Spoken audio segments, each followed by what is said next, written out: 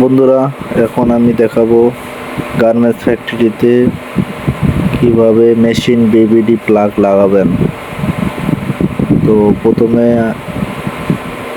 প্লাগের 4টি স্ক্রু খুলে নেব। খুলে নেওয়ার পর কভারটি খুলে নেব। তারপর কানেক্টরের স্ক্রুটা খুলে নেব।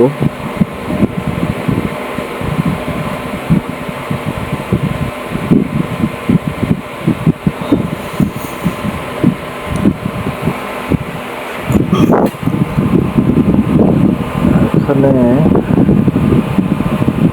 লাইন 1, লাইন 2, লাইন 3 আছে, মানে এটা সাধারণত 220 লাইনের ক্ষেত্রে এই প্লাগটি ব্যবহার হয়। তো আমরা 3 ফেসও করা যাবে, পরবর্তীও করা যাবে।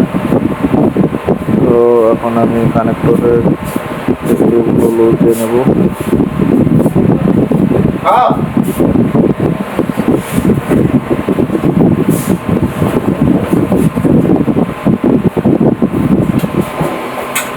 তো লাইনটি লাগানোর সময় সবসময় খেয়াল রাখবেন যে লাইন 1 আর নিউট্রাল এবং আর্থিং এগুলো সুন্দরভাবে সঠিক জায়গায় লাগানোর চেষ্টা করবেন।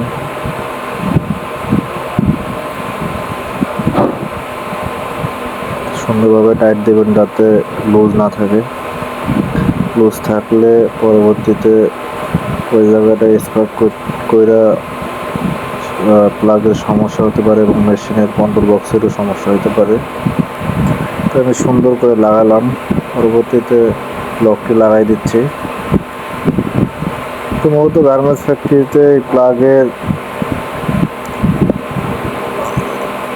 অনেক মূল্য আর কি।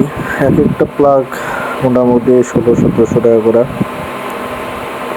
তো আমার প্লাগ লাগাটা শেষ। তো বন্ধুরা, আমার ভিডিওগুলো আপনাদের যদি ভালো লাগে তাহলে অবশ্যই লাইক করবেন, শেয়ার করবেন।